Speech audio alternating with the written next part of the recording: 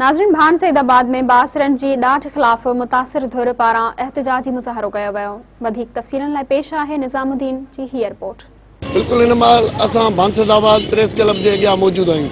हिते सेवण वासी कांगरी बिरादरी के औरतुनि मुसलसल 3 ॾींहं सेवण में एहतजाज कियो। अॼु हू सेवण पुलिस वनफा इंचार्ज एसओजी के खिलाफ अॼु भान सईदाबाद में कांगड़ी बिरादरी औरत ने एहतजाज किया। अचो तो साणन पुछूं तो वधीक उन्हनि जो छा चवणु आहे। जी शाह के अर्जा तो ही दाड़ेल किथां पैदा किया अथई जेके हींअर असांखे ज़बरदस्ती रेवाला रखी ऐं खणी विया आहिनि। त हाणे लख ॾियो, हाणे असां मिसकीन किथां लख ॾियूं? जेके गॾ गाॾा हलाइनि उन्हनि वटि किथां आया लख जो हिननि खे रिश्वत ॾियूं? हाणे असांजो अर्ज़ा मुराद अली शाह के ऐं आसिफ शाह के अर्ज़ा त हिननि गर्दाकशी बंदि कयो ऐं हिन ज़ालिमनि खे हितां ख़त्म कयो वञो। नौकरियुनि तां जेके हिननि असां सां ॾचो करे छॾियो आहे, मायुनि ते रेवाला रखी ऐं इंसाफ़ खपे असांखे त हिननि खे ख़त्म कयो। त हाणे किथां असां हिन ग़रीबनि लख ॾियूं हिननि खे? जी असां मसइलो इहो आहे त असांजा 2 नौजवान ॿाहिरि खजी विया आहिनि। हिन अमर जा बचा आहिनि। असां रत जा ॻोढ़ा रोई रहिया आहियूं। असांजी केरु बि अॼु ताईं मदद नथो करे। असां हिते मुराद अली शाह खां सेवण जा आहियूं, भाननि में आया आहियूं।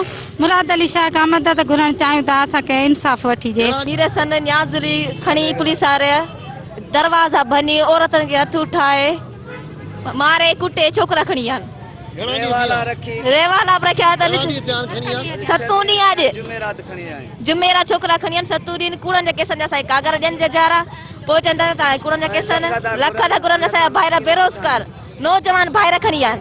असांखे इंसाफ़ खपे। असांजो इहो अर्ज़ु आहे त जुमे जी राति 12 बजे असां ज़ुल्म कयो ज़ुल्कार ऐं ओढाणे पुलिस जी गाॾी भरे असांजा बचिड़ा गाॾा वाहन पोरिया कनि तगारियूं खणनि पोइ असीं खाऊं पियूं ग़रीब मिसकिन असीं किथां हिननि खे लख ॾियूं?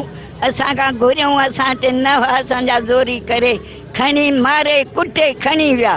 ख़बर न आहे त मारे छॾियऊं। अपील कयां थी मुराद अली शाह, आसिफ शाह, जज, डिप्टी कलेक्टर, एसपी सभिनि खे अर्ज़ु थी कयां त मुंहिंजो बच्चो पैदा कनि। अलाए काॾे गुम कयूं। मुंहिंजो मसइलो असांजे घर में घिड़ी मुंहिंजा 2 पुट न्याज़ली मीरसन अॼु 6 ॾींहं खणी विया, गुम करे छॾिया अथसि। ज़ाहिर नथो करे। असांजे घर में आयो रेवाला कयूं, असांजे मथां बीठो आहे, असांजी पोतियूं लाहे छॾी, असांजा कपिड़ा फाटी विया, असांजे थेला ॾेई मुंहिंजा 2 पुट खणी हलियो।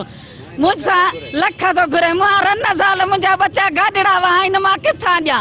मां बेवाही किथां ॾियां? मुंहिंजा छोरा जतीम, उन्हनि सां ज़ुल्म कयो अथसि। कैमरामैन मोहम्मद अली सां गॾु निज़ामुद्दीन गंभीर, मेहरान टीवी, भान सईदाबाद।